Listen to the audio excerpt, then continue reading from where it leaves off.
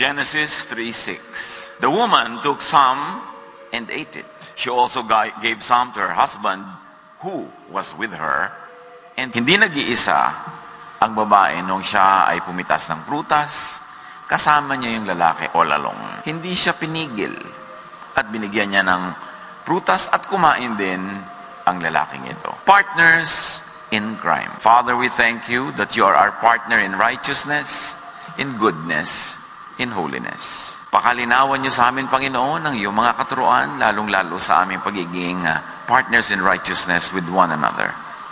Salamat sa patuloy niyong paglilinis sa aming lahat. At ngayon, hinihiling namin ang tinig niyo aming marinig. Kayo po ang mangaral. Guide us. Teach us. In the name of your Son, Jesus. Partners in crime. Nung bagong-bago pa lang ang church, bagong-bagong nawawalay sa traditional Judaism, nabubuo pa lang siya, napakahalaga ng unity. It was a formative time of the church and it was very tribal in culture because of the need to survive, the need to grow. Kaya mga tribal culture, sobrang higpit sa kanilang mga policies, sa mga pakikitungo ng tao sa kapwa-tao, sa mga relasyon nila. Dahil pagka nagkaroon ng disunity sa isang tribe, maaaring manganib ang kanilang survival. And that was the mode of the church in the first century. Maraming kalaban, maraming mga hindi pa masyadong malinaw, unity was very important. And there was a lot of communal character to the church. Acts 5, 1-11, ito ay ang background ng mga miyembro na may kaya, ibinebenta ang kanilang mga kayamanan at pinaghati-hatian ng mga nangangailangan, ibinibigay nila sa church for communal distribution. And that was the unwritten contract that bound everybody. Acts 5, 1-11, mayroong mag-asawa na nagbenta ng kanilang ari-arian. Ananias ang pangalan ng lalaki at Safira naman ang babae. Hindi ibinigay ni Ananias sa mga apostol ang buong pinagbilhan na sinangayunan naman ng kanyang asawa.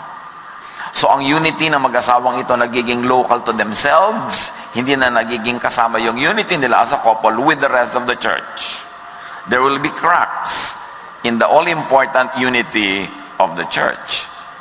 There was agreement between the two of them to betray the church. Isang bahagi lamang ang kanyang pinagkatiwala sa mga apostol. Kaya't sinabi ni Pedro, Ananias, bakit ka nagpadala kay Satanas at nagsinungaling ka sa Espiritu Santo?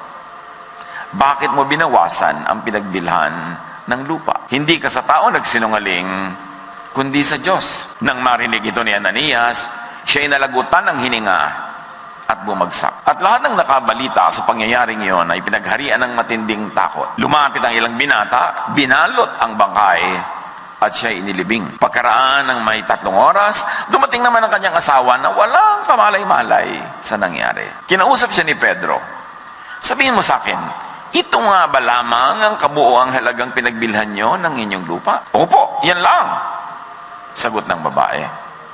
Kaya't sinabi sa kanya ni Pedro, bakit nagkaisa kayong subukin ang Espiritu ng Panginoon? You were united against the Spirit of God. Hayan, kadarating pa lamang ng mga naglibing sa iyong asawa at ikaw naman ngayon ang isusunod nila. Noon din nabuwal si Safira sa paanan ni Pedro at namatay. Pagpasok ng mga binata, nakita nilang patay na siya, kaya inilibing siya sa tabi ng kaniyang asawa. United talaga mag-asawang ito hanggang sa libing side by side. Na nakadama ng matinding takot ang buong iglesia, nang lahat ay nakabalita nito. So this couple had joint graves, which emanated from their joint accounts, which came from their joint minds, partners in crime. Ano ang mga leksyon nito? Marami. Ang samahan ng partnership ay dapat may balance. Dapat lahat may balance. Kinrate ng mundo, ang mundo ng Diyos, ng may balance lahat. You inhale, you exhale. You eat, then you excrete what you eat, or the waste, or the sobra of it. Lahat may balance. Ecclesiastes 7:16-18, huwag kayong magpapakabuti o magpapakatalino ng labis. Bakit mo pahihirapan ang iyong sarili? So akala ng iba, pag godly ka, sobrang buting. Huwag sobrang magpapakabuti. Sabi niya, Yung plastic ka na sa kabutihan mo, hindi na totoo. Yung konsentidor ka na, nakakasira na sa'yo o sa iba, ang OA mong kabutihan. Huwag sobra, kahit yan masama. Huwag sobrang magmamarunong. O huwag sobra ang pagmamatalino. Yung oppressive na, wala ka ng pahinga to prove na alam mo lahat. Uunahan mo ang lahat sa pag-iisip. Kailangan ikaw ang laging makasolve ng problem agad-agad. Nahihirapan ka na at nahihirapan din ang mga hindi makasabay sa iyo. Verse 17, ngunit huwag ka rin namang magpapakasama ni magpapakamangmang at baka mamatay ka nang wala sa panahon. So wala dapat extreme. Nakamamatay ang sobrang kasamaan at ang sobrang katangahan. Kaya dapat wala sobra. Huwag ka sobrang talino, sobrang mangmang, sobrang bait, sobrang sama. Sabi nga nila, dapat nasa gitna ka lang. Take the middle of the road. Sasabihin nga mga kabataan, sakto lang. Masarap ba ang pagkain, anak? Sakto po. Nag-aaral ka ba? Sakto po. Ano ba yung sakto na yan? Nagkakaintindihan sila kung ano yung sakto na yun eh. Basta ang malaga, huwag extreme. Huwag kang magpapakalabis ng kabutihan o kasamaan. This is from the Word of God. From the wisest man, blessed by God with the best wisdom ever. So huwag sobrang martir. Huwag sobrang magpaka-victim. Hindi natutuwa sa iyo ang Diyos. Hindi kanya likha para maging martir. Dapat sabi nga nila, sakto lang. At huwag ding sobrang sama. Hindi nagre-reklamo yung tao, abusuhin mo na ng todo-todo. At sa pagpapatuloy ng Ecclesiastes, don't be an extremist. It is good to grasp the one and not let go of the other. Whoever fears God will avoid all extremes. Ang tunay daw na pagiging maka-Diyos hindi pagiging malabis sa ano paman. Because fear of God means balance. Balanced thinking, balanced style, balanced lahat. Partners who fear God should balance each other. Partners man yun in romance, partners in business, partners in ministry, partners sa pagiging magkakamag-anak. Ang samahan, ang partnership, dapat may balancing thought. Dapat may balancing act. Huwag lahat, pare-pareho lang ng iniisip. Pag nagalit yung isa, galit kayo lahat. Pag natuwa yung isa, tuwa rin kayong lahat. Wala nang nagbibigay ng balanse. Proverbs 4:26-27, give careful thought to the paths for your feet and be steadfast in all your ways. Do not turn to the right or to the left. Keep your foot from evil. Hindi naman pinagbabawal na kumaliwa kung talagang dapat may puntahan sa kaliwa o kumanan. Ang sinasabi lang, dapat sa mga ginagawa mo sa buhay, middle of the road ka. Help keep your partner in the middle of the road. Pag nagiging extremist na siya, kailangan magkaroon ng balance. Huwag siyang hayaang malis siya o maligaw ng landas. O huwag siyang hilahin para siya'y maligaw tulad mo kung ikaw na yung naunang naligaw. Ang partnership dapat balancer ang partner. Balancer ba tayo sa ating partner? Yung pagkagalit na galit siya sa isang tao, binibigyan mo naman ng katwiran yung kabila na baka naman meron siyang dahilan kung bakit siya ganyan. Yung hindi sulsol ka ng sulsol. Hindi yung lagi ka pang nagtutulak sa kanya na makipag-away. Ang partner dapat shock absorber. Makalugang buhay niya ngayon, dapat ikaw yung steady para merong nagbibigay ng kapanatagan. Ang partner dapat pantimpla. Sobrang init, o papalamigin mo. Sobrang lamig, papainitin mo. Kumbaga sa mga essential oils, dapat kang carrier oil. Kasi mahirap naman laging pure, pati essential oil. Toxic din yan. 1 Samuel 25:3, isang mag-asawa ang sobrang magkaiba ang kanilang paninindigan sa buhay. Si Abigail at si Nabal. At si Abigail, hinupa niya ang galit ni David sa asawa ni Abigail na si Nabal dahil ayaw ni Nabal magbigay ng pagkain sa mga tauhan ni David. At sabi ni Abigail, Nabal ang kanyang pangalan. Ang asawa niya ay si Abigail. Sabi sa atin ng 1 Samuel. Ang babaeng ito ay maganda at matalino, ngunit si Nabal ay masungit at magaspang ang pag-uugali. So, doon pa lang, parang may balance na sila. Na yung isa masyadong magaspang, yung isa masyadong pino, you will find a common ground. Pero itong Abigail na ito, pagbabasahin nyo mabuti, sumobra rin naman siya. Sumobrang bait kay David. Kaya basahin nyo yung kwento at makita natin kung nasaan ang balance nila at nasaan din yung imbalance. Sabi sa Proverbs 31:10-12, a wife of noble character who can find? She is worth far more than rubies. Her husband has full confidence in her, and lacks nothing of value. She brings him good, not harm, all the days of her life. At syempre, applied both ways, ganun din yung husband of noble character. Napakaganda din ang buhay ng kanyang asawang babae dahil matino siya. So yun daw mahusay na asawa, she brings him good, meaning good counsel, good advice, good opinion, and a good representation of the absent. Ang partner, pag nagagalit yung partner mo sa isang taong wala naman doon, ikaw dapat ang abogado nung wala. Ikaw dapat ang representative niya, speaking for the person to give some balance to this one-sided thinking of your partner who is right there beside you. But that's what Abigail did not do. She did not really speak well for her husband, Nabal. Ephesians 5:28, dapat mahalin ng mga lalaki ang kanilang asawa tulad ng sarili nilang katawan. Ang lalaki nagmamahal sa kanyang asawa ay nagmamahal sa kanyang sarili. So again, balance. Mahal mo ang sarili mo, dapat mahalin mo rin yung asawa mo na nagmamahal sa'yo, nagmamahalan kayo, may balance. Hindi lang yung ikaw lang ang nakikinabang sa pagmamahalan na yan. That you always get and forget, and the other one always gives and forgives. Hindi balance yun. Dapat may balance. Balanced love for self and for the partner and the self, and balanced love for loved ones para sa lahat ng ikabubuti. Marami mga pamilya naliligaw kasi walang balance. Walang balancer. Lagi silang kampi-kampi. Pag nagalit yung isa, nagalit lahat. Kuyog sila talaga. Walang balanse ang pag-iisip, walang balanse ang pakikipagkapwa dahil blind sila kung magkampi-kampi.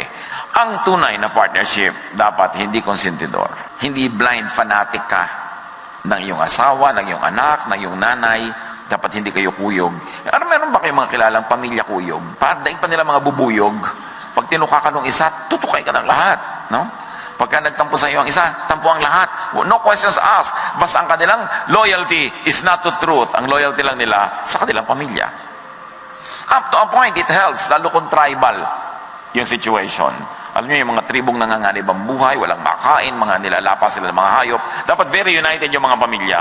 But as civilizations develop, like in Israel, from tribal to a nation, na iba yung dynamics ng mga batas, mga pakikitungo sa kapwa, kasi hindi na sila laging threatened.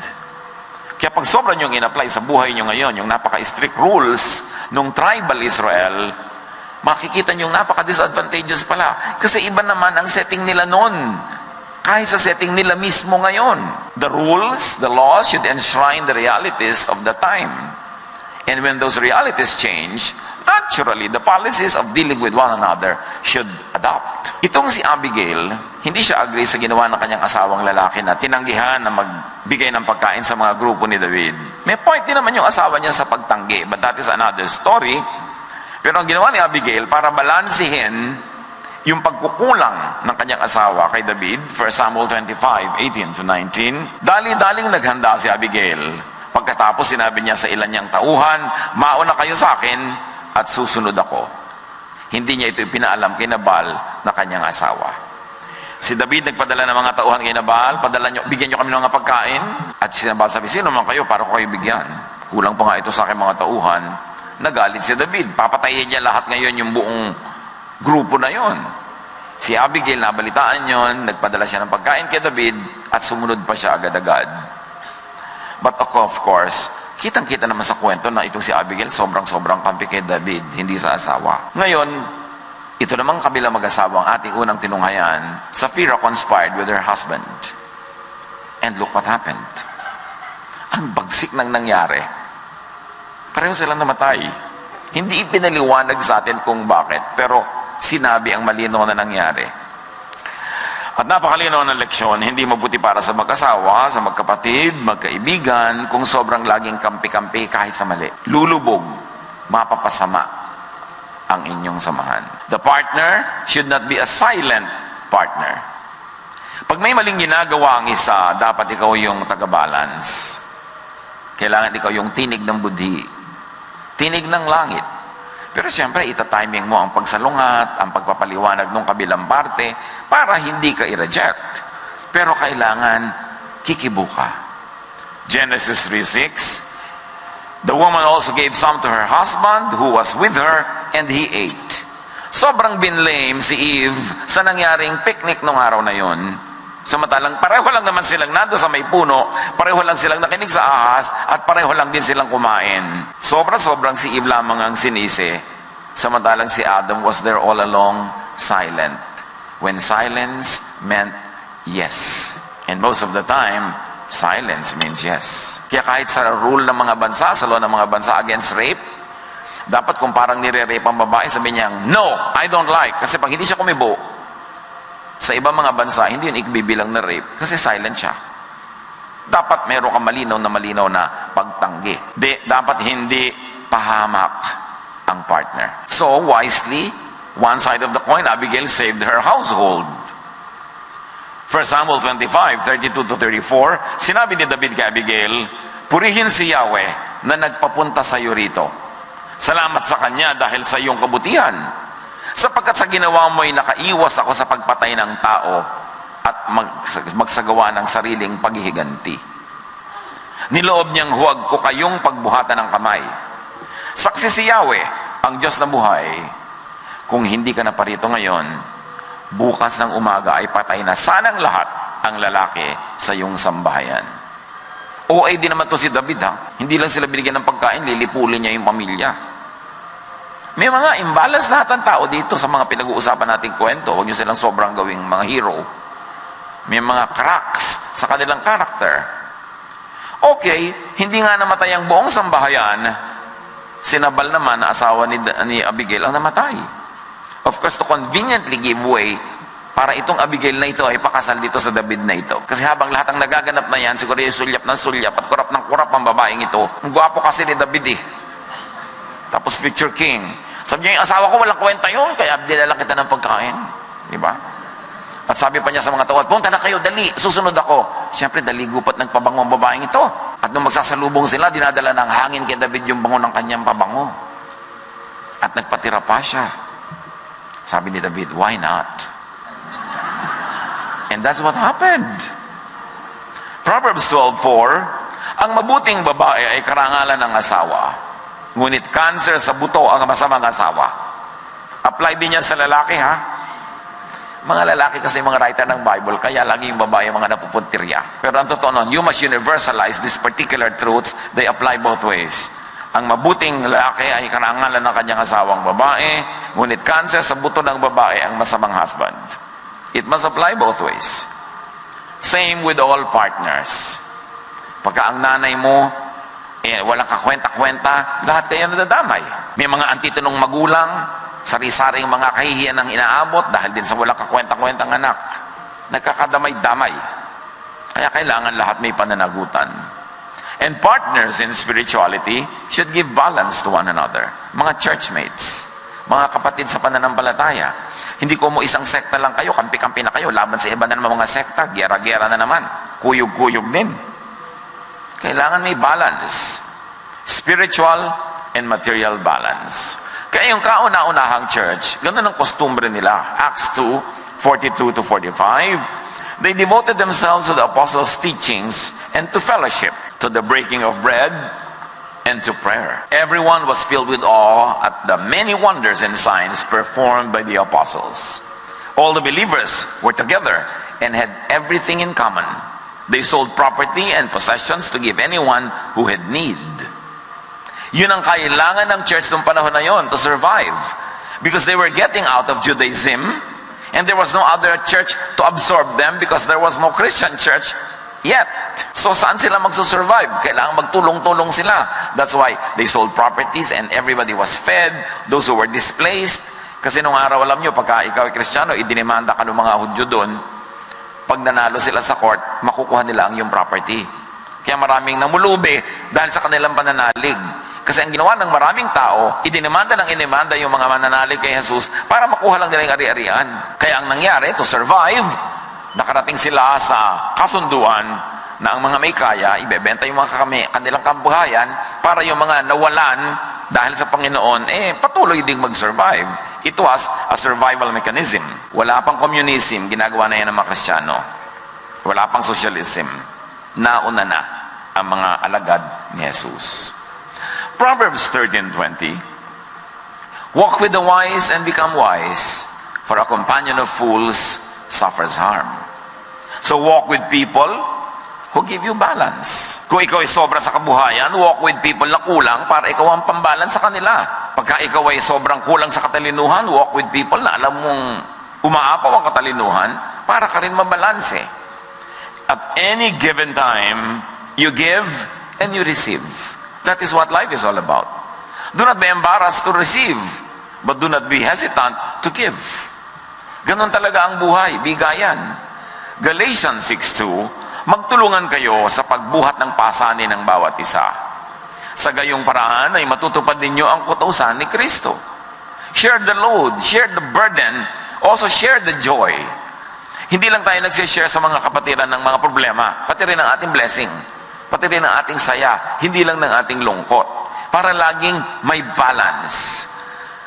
Even medicine will tell you na ang mga sakit ay dahil lang sa imbalance. Kaya pag imbalance ang iyong blood, bibigyan ka ng gamot para mag-balance yun. Kailangan balanse. Ang mga relasyon nyo babalanse. You give, you receive. Hebrews 10:24, sikapin din natin gisingin ang damdamin ng bawat isa sa pagmamahal sa kapwa at sa paggawa ng mabuti. Paggawa ng mabuti hindi lang sa churchmates, kundi sa lahat ng tao. Kasi lahat ng tao ay nilalang ng Diyos. Kaya dapat ang mga relihiyoso hindi extremist, hindi mga fanatic, hindi sila dapat sobrang fundamentalist, extreme na extreme. A man who fears God, a woman who fears God will avoid all extremes, even religious extremes. Yung mga sobrang naging relihiyoso na ayaw ng kumain, ayaw na magdamit ng maganda, ayaw ng sumaya, extremism yan. Dapat balance. So suriin ang contribution mo, kapatid, sa partnership na kinabibilangan nyo. Sa iyong spouse, sa iyong kabiyak kung mayroon, sa iyong anak, magulang, sa iyong kapatid, sa iyong kaibigan. At suriin din ninyo kung ano ang contribution niya sa iyo. Pagka ang tao walang ginawa kundi i-imbalance ka. Yung kanina may laman ng ATM mo, nakita lang kayo na wala yung laman. Diba? Makahalata ka naman. Kailangan medyo magdistansya ka dahil hindi balance yung ganyang relasyon. Yung mga taong walang ginawa kundi ubusin ang iyong lakas, yung lahat ng emotional problem nila itatambak nila sa iyo. So pag nagkita kayo, gumaan ang loob niya at ang sa iyo bumigat. Hindi rin yun balance. Paminsan-minsan tatanggapin mo yung bigat para gumaan siya. Pero hindi lagi na ikaw ang mabibigatan kasi bibigay ka rin, masisira ka rin. Kailangan na alagaan natin yung balance. Because true godliness is living a balanced life. You are a balancer to people around you, and they are also balancers to you. And in the end, it is the group, it is the congregation, it is the family, it is the partnership that is strengthened. Panginoon, turuan niyo po kami na i-apply sa buhay ang mga simpleng prinsipyong ito na dapat may balance ang lahat. Balance ang aming income at ang aming expenses. Balance ang aming higpit at ang aming luwag. Balance ang aming pagtuturo at mga panahon na kami ay maluwag at mapagbigay din. Balance ang disiplina sa mga liberties that we give to people around us. Balance din ang aming spirituality sa aming pagiging tao at material sa mundong ito. At higit sa lahat, kami ay nasa isang balanced relationship. Ipakita mo ang role namin kung paano ito laging mababalance. Ipakita mo rin kung may role kami, kaya mayroong imbalance. At maging sa ministry sa church, sa aming pagiging followers and leaders, teach us to live a balanced life. Pagbulay-bulayan natin ang mga ito, at hanapan ng application sa ating pang-araw-araw na buhay.